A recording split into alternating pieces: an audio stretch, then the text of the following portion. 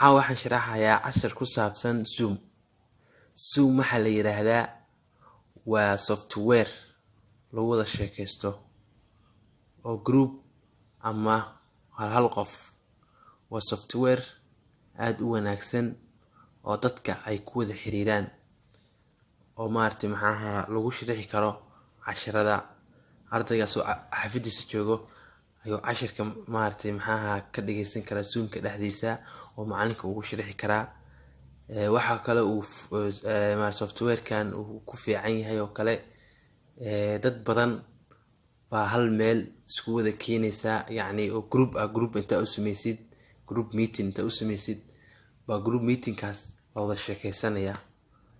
software-ada kale ma lahan qaab sidaas oo kale kan wuxuu ka duwan yahay waxyaabo badan.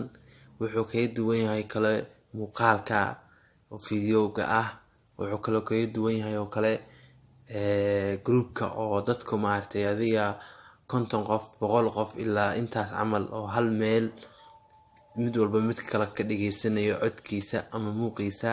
waa aalad aad u fiican oo ay u wanaagsan tahay ardada jaamacadaha dhigto ama kuwa iskoolada dhigto.